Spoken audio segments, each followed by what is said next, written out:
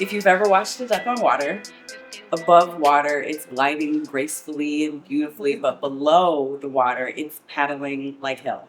It's a hot mess underneath the water. And so we've always told our staff to be the duck, which is the clients should be able to get through their project the way the duck is on top of the project, but we expect our team to be paddling like hell to get the project done with all the goals and expectations that were set at the beginning of the project. So that's a big yell out in our office is be the duck. Just treat other people the way you want to be treated.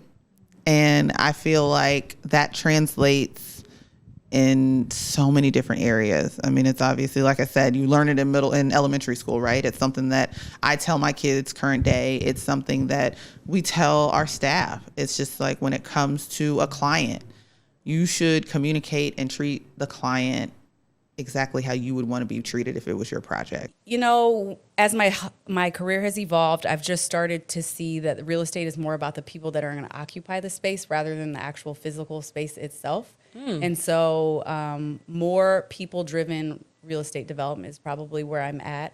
And just also when you start to apply what has happened historically with real estate, you start to see why communities build the way that they are.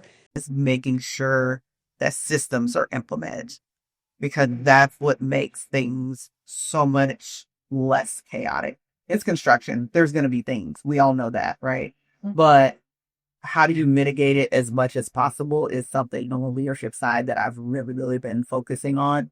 And what do those systems look like to try and mitigate the chaos? We have been blessed with a lot of opportunities. People have wanted us to do a lot of projects. Knowing to grow the right way has always been one of those things where you're like, man, I could chase the big dollar right now. We could go after these huge projects.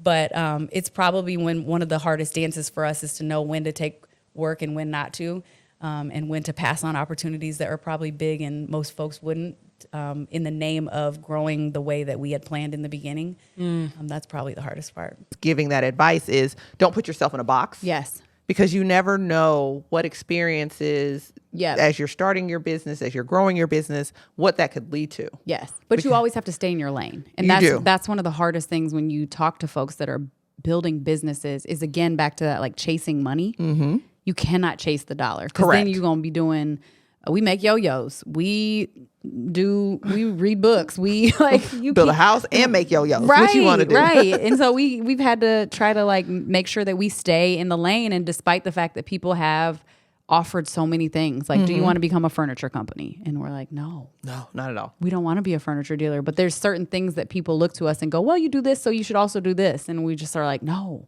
not in our lane. Nope. Your relationships matter. You have to show up for people the way that you want them to show up for you.